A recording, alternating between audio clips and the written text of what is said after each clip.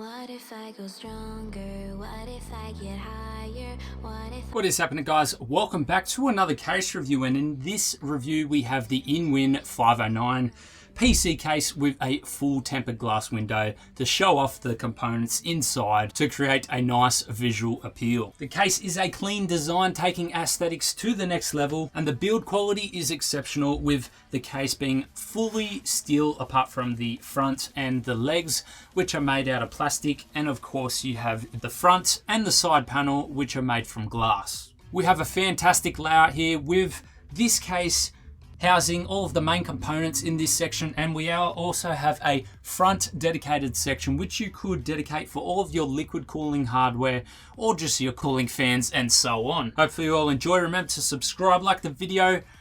Let's get into the case review. The inwin 509 case stands at 527mm tall, 235mm in width, and 578mm in depth. To access the inside, you simply unscrew these hand screws like so. There is one in each corner, making it very easy to take the glass on and off. And when you take each of these off, the glass still sits there because there is a little lip for it to be sitting on. So as I was talking about before, opening this case, you can see there are two chambers. One that you can stick to putting your liquid cooling components in, and one where all the hardware will sit. Now you don't have to go on that route. However, this would be a good opportunity to make use of that extra space to create a nice clean system with aesthetically pleasing design. As I said before, the bulk of the case is made from steel, and it also has a powder coating on top which is matte, so it reduces fingerprints unlike a glossy surface. However, the tempered glass window will get fingerprints and marks on it pretty easy, so I guess that's something that you will have to sacrifice for those clean aesthetic designs. So this case will fit an eATX size motherboard, which will take the motherboard all the way out to the grommets.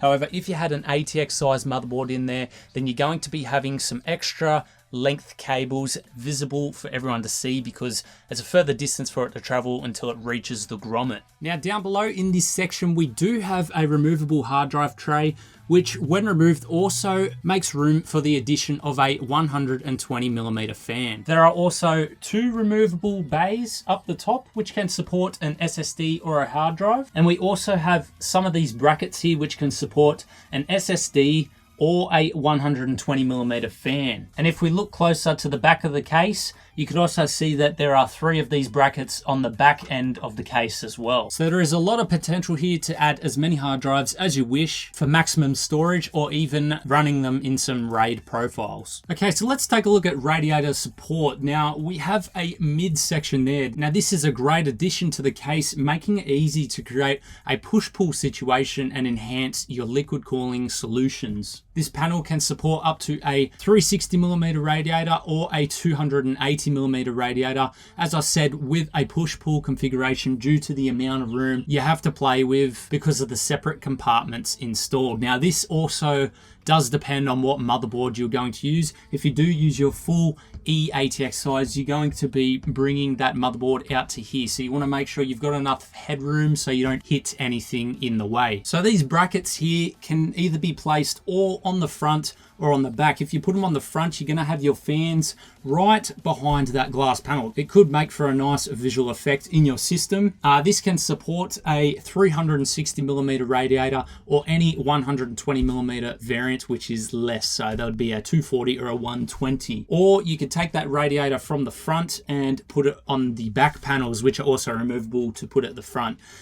You could put it on the back panels, which the air is exhausted out of the back of the case. And I'll show you guys that mesh at the back very soon. The front of the case supports up to a 360mm radiator or a 280mm radiator, and is equipped with its own dust filter. And of course, the back of the case has a 120 or a 140mm variant, which can also support a radiator. One other thing to keep in mind is that if you do decide to mount the radiator on the front, the glass does not sit flush on the case because of these little lips here, meaning that it can suck air in from the edges and the front panel to keep that radiator cool.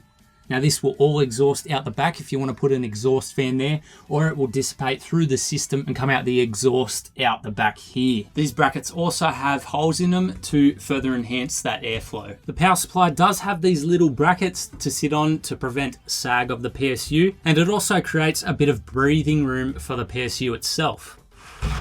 The power supply does come with its own removable dust filter, keeping all of the dust out and preventing the PSU from choking. Now, as I did say before, the hard drive cage can be removed and placed in this other section here. Now, this will create more room for the power supply cables to sit and create more room for longer power supplies. As it stands though, this area is quite sufficient enough for a standard ATX size power supply. So with the motherboard installed, we have a CPU cooler clearance of 188 millimeters. Unfortunately, the feet down the bottom do not have any rubber on the bottom preventing it from slipping. So depending on what surface you have it sitting on, it could slip with a decent bump. But remember, this is a heavy case, so it's going to take quite some force to actually make it slip. Now, the one thing that this case does have over others are that these feet are shockproof. The front of the case has 4 USB 3.0 with HD audio ports, a power button, and reset. There is also room for one 5¼ inch bay,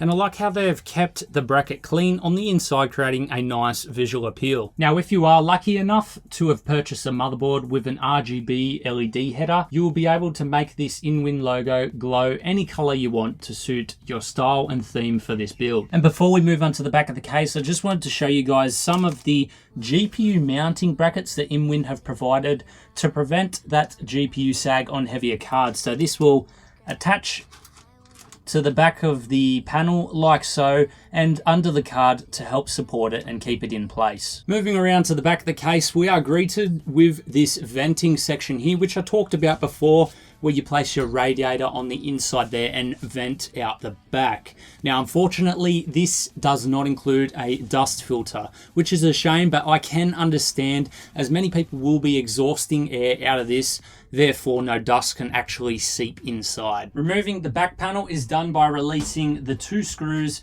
on the back end of the case, which is pretty much standard with any case these days. Now, one unfortunate thing when removing this back panel is there is no actual lip here to grab onto to remove the back panel. So what you're gonna have to do is place your hands on the panel and actually pull it out like this. Now, in saying that, that means you're going to be putting more fingerprints all over the case. So looking at the back section of the case, you can see there is plenty of room for cable management. We have large cable grommet holes here to support your I/O cables to connect into the motherboard. And we also have a large grommet here to take out the power supply cables and bring them out and around the back. Now, if you notice here, we actually have SATA cables pre-installed, the power and the actual data cable.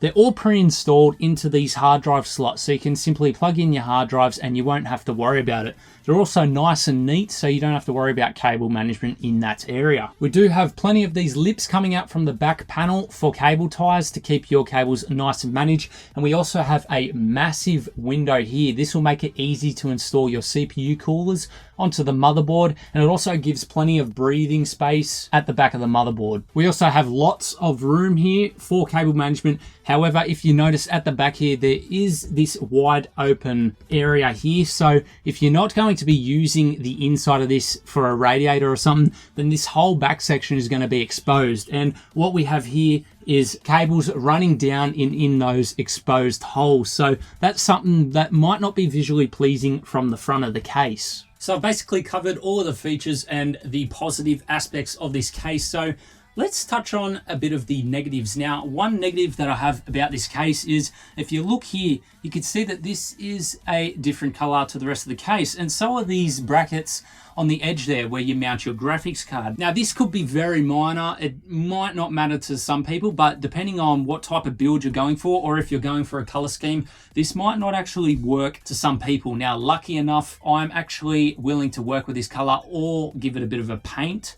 But for other people, that might not be the case. Another thing that is not too impressive but might not matter to some is the distance between the motherboard you're going to be using and the grommets. Now, I'll be using a standard ATX size motherboard, which means it will come up to about here. Now, the grommets are probably another 5 to 10 centimeters away from the motherboard, which means there's going to be more cables exposed. However, I will be sleeving them, so it's not too much of an issue for me, but for the general consumer of this case, who wants a neat case but doesn't want to put custom cables in, this could be a issue for you guys. Down below, half of the power supply grommet here, which takes the cables around, is actually cut off by the hard drive bay. So if you want to take full advantage of that grommet there, then you need to remove the hard drive bay and put it around in this other section. Now, you can bring your cables up and through, however, that's going to bring them up above the power supply and it's going to create some cable management issues. One other thing is it does not come with its own PSU cover. However, I take this as an advantage because you can design your own power supply cover and put it in there to suit your theme. Feel free to check out one of our power supply cover tutorials. As I said before, the feet have no rubber on the bottom of them to prevent slipping. This means that depending on the surface, the case could be very easy to move, just like so. Whereas if that was rubber, I wouldn't be able to slide that back and forth as easy. The back exhaust section of the case has no dust filter on it to prevent the dust from seeping in through the back here. Now, if you do have fans there, normally you would be exhausting through there, so it's not going to be too much of an issue. However, if you did want to intake through that back section there, then there will be an issue with dust. So overall, I love this case. I think it is a really clean design. I think it's designed for a show build system. You can really highlight your components, and the tempered glass with the LED lighting inside would absolutely make for a nice clean build. So if any of you are looking to create a nice clean build, I definitely recommend a case like this. Now, I don't believe that the negatives are that negative that you shouldn't buy it. In fact, I believe that it is just my personal preference and just little nitpicky things that I have picked up on when reviewing the case. But overall, this is a fantastic case. I'm absolutely in love with it. I love the tempered glass design and how it's a massive wide window. I do love the separate area here, which you can dedicate to your liquid cooling, and you can have your hardware in here with the nice tubes flowing, and it looks like they're actually going through a wall. So that's one great feature about this case that I really do love. The front has a nice clean design as well with the RGB inwin logo, depending on if you have an RGB header on your motherboard. A case packed full of features, guys. Nice sturdy design, strong materials used to create the build. What more could you ask for? I hope you all enjoyed, guys. This is my review of the inwin 509 case. Stay tuned for a build inside of this case. This is going to be a beauty. I can't wait. This is going to be one of my first tempered glass cases, and we'll see you all in the next video. Thanks, guys.